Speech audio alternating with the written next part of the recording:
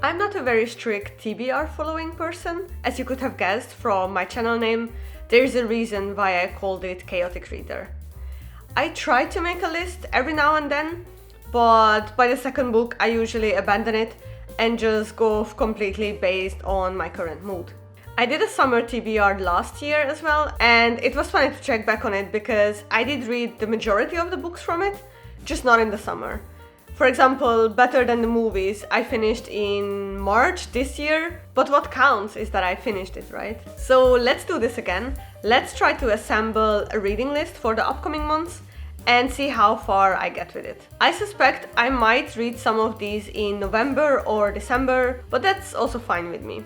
Reading is not a task or a chore to be ticked off, so it's okay to just pick up books that catch your interest in the moment, even if they weren't the up next books on your TBR plan. I have my current TBR shelf behind me that I haven't really changed in a while, other than picking off books from it. But to be very honest, there are some books that do not spark joy currently. So let's take a closer look. So right off the bat, I can tell that I have a couple books in there that are more autumny vibes. So it's unlikely that I'm gonna pick them up in the next couple of months. They are Sterling House by Alex E. Harrow and Nettle and Bone by T. Kingfisher. These are gonna be amazing on my autumn TBR, but not on my summer TBR. Next up, I have another two books which I know I will love when I get to them, but it's probably not gonna be anytime soon. And that is going to be The Starless Sea and A Fire Endless, for different reasons actually. So A Fire Endless, A River Enchanted, I just looked at the book by the way, A River Enchanted was one of my top reads in 2023, and I don't think I'm ready to end the duology, and even if I am, I kind of want to prolong it a little bit more. So A Fire Endless is still prominent on my TBR, maybe not for the summer months. And The Starless Sea, I feel like I have been kind of in a reading slump slash picking up books that I do not enjoy to the fullest, and I feel like I really want to read The Starless Sea at a point where I can devote the necessary time for it. And I know for the upcoming summer I won't really have the time to fully appreciate this story, so this is also gonna take a step back from my reading list. And now I'm left with A Darker Shade of Magic by V.E. Schwab, which I also feel like, since it's the start of a series, I'm not the best at reading series, and I cannot like properly appreciate a book if I read it in a rush. And this one I do want to properly appreciate, also because I'm kind of matching with like the white t-shirt and the red lip tint, so I really like that. But yeah, A Darker Shade of Magic by V.E. Schwab. I will get to it, not anytime soon.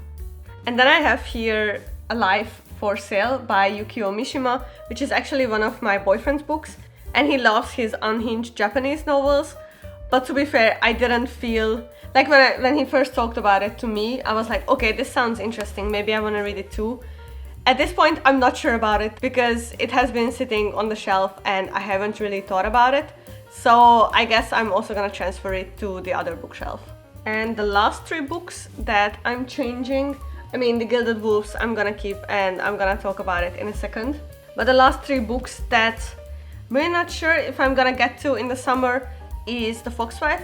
This I'm keeping like close by in the big shelf, kind of as a jolly joker, because I feel like I could be in the mood to pick this up anytime, because I feel like this is gonna be one of those mood read books for me when I need something different between all the contemporary fiction, historical fiction and fantasy reads. So this one I'm keeping in the living room, but not on the TBR shelf anymore. I mentioned it in a lot of my videos that I'm looking for hidden gem Japanese stories, and that's why I picked up What We Are Looking For Is in the Library by Michiko Aoyama. And I feel like this is gonna be a perfect book for me to read on the commute. It's been sitting on my TBR shelf for a while because I read other Japanese fiction books that, to be honest, I didn't like all that much. So I have high hopes for this one, but it's probably gonna come with me whenever I take the train to work. And the last one is The Last Oracle by Claudia Merrill, who is a former colleague. She got her story published by Thalia here in Austria, and it is mythology inspired. It's about two sisters, I believe. And based on the cover and based on the blurb, this is also gonna be a very atmospheric autumn read. Okay, so now that we cleared out the TBR shelf except the Gilded Wolves, let's see what we can add to it from the books I own in physical form already. I talked about this book in my last video. I'm intimidated by it because B.E. Schwab is such a beloved author, but I've heard mixed reviews about this story.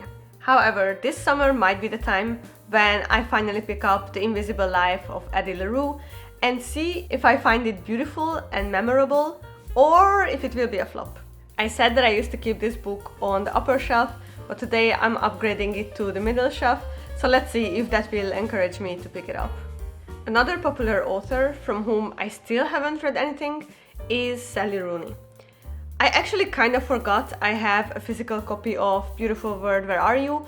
Until I was looking through my bookshelf for something else and then realized, oh right, I have this book too. My expectations toward this story is that it will give me something to relate to. Navigating life in your late 20s can feel like a lot of different things. One second you think you got it and the next you have no idea what's going on. You realize nobody has their life figured out, and that's okay. I'm curious to read contemporary fiction about everyday people and everyday problems, even if some reviews call the characters obnoxious and awkward at the same time. It's been a while now that I read The Last Tale of the Flower Bride by Roshani Chokshi, but I still think about her atmospheric writing, how she can describe everyday actions with such unique word choices. Therefore, The Gilded Wolf still sits high up on my TBR. It's the first part of a trilogy, and I cannot say that I will get to the other two books as well in the summer, but I can commit to reading the first one. I have high expectations because it has all the elements I usually enjoy in stories: historical setting with 19th century Paris, a treasure hunt for ancient artifacts by an unlikely group of people, magic and mystery. I don't even need to say more. I cannot wait to get to it. This book is also one I had for a long time now, but I don't think I ever mentioned it. It's Six Crimson Cranes. I read Spin the Dawn from this author like 2 years ago, and I like watching Chinese historical dramas, but so far I didn't have much luck with books. There was always something that threw me off. It's either the pacing or the character development or the unnecessarily love triangle, looking at the daughter of the moon goddess, but I have high hopes for this one.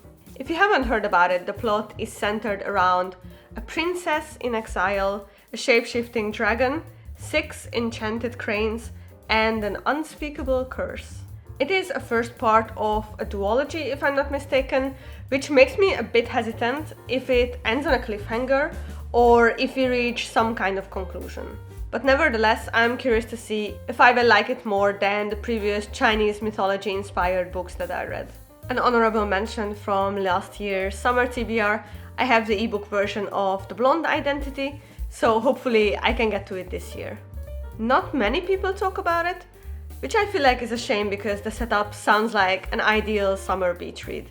We have a woman waking up with no memories of who she is, ends up discovering that she's an identical twin sister of a spy, and needs to team up with a grumpy secret agent to stay alive.